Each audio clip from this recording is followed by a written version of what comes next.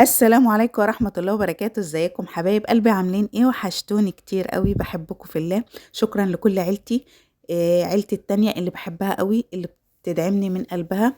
بشكركم، ربنا يخليكم ليا ويجبركم جبرا يتعجب ليه اهل السماء واهل الارض. ربنا يبارك فيكم ويخليكم ليا يا احلى عيلة. بجد بجد انتوا احلى عيلة، ربنا يبارك فيكم ويخليكم ليا. هنعمل النهارده وصفة حلوة قوي وسهلة وسريعة، بمكونات موجودة عندنا في كل البيوت، بطريقة سهلة وبسيطة جدا هتعجب أولادنا، هنفرح بيها أولادنا وهم خارجين من المدارس.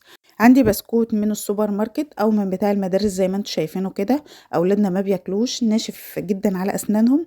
بيتوفر عندي كمية، قلت نستغلها استغلال صح وحلو قوي بطريقة سهلة وبسيطة كلنا هنحبها.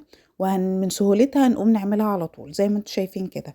طحنت البسكوت ونعمته حلو قوي، نزلت عليه بمعلقتين من الزبدة كبار زي ما انتوا شايفين كده، وقلبتهم لغايه اما بقت زي الرمله المبلوله زي ما انتوا شايفين كده. عندي قوالب من ديت او طواجن او اي حاجه متوفره عندي، هبدا افضي فيها بالشكل القمر اللي انتوا شايفينه دوت. اهم حاجه ان انا اسويها وتبقى متساويه بالشكل القمر اللي انتوا شايفينه دوت. ومعايا كوبايتين من الحليب، معايا باكو من كريم كراميل كبير زي ما انتوا شايفين كده، هاخد منه معلقتين كبار ومعلقتين من السكر.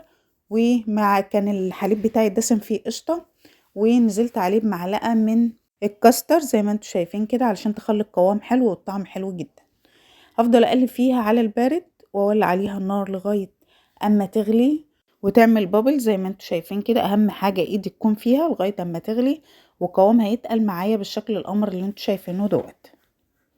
ايدينا فيها ما نسيبهاش عشان ما تتلسعش مننا من على النار. ربنا يحسن ما بين ايدينا جميعا ونعمل الافضل والاحسن. يا ريت لايك وكومنت علشان الفيديو بتاعي يوصل لاكبر عدد ممكن.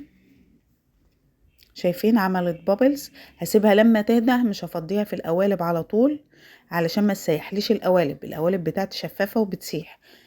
هفضل اقلب فيها لغايه ما تهدى خالص بالقوام القمر اللي انتوا شايفينه دوت. شايفين ما شاء الله؟ سبتها اكتر من كده زي ما انتوا شايفين كده بتتماسك وبتبقى طبقه.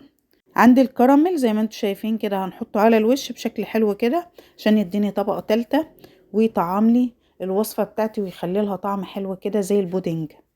تسموها زي ما تسموها، بصراحه طعمها حلو قوي، طعمها جميل جدا. ربنا يحسن ما بين ايدينا ونعمل الافضل والاحسن. الكراميل بتاعي تقيل وسميك وحلو جدا زي ما انتوا شايفين كده ما شاء الله، تحفة بجد. ربنا يحسن ما بين ايدينا ونعمل الافضل والاحسن. بشوفكم في فيديو جديد ان شاء الله على خير. ما تنسوناش باللايك ودعوة حلوة كده من قلوبكم بظهر الغيب. بشوفكم في فيديو جديد ان شاء الله على خير، والسلام عليكم ورحمة الله وبركاته.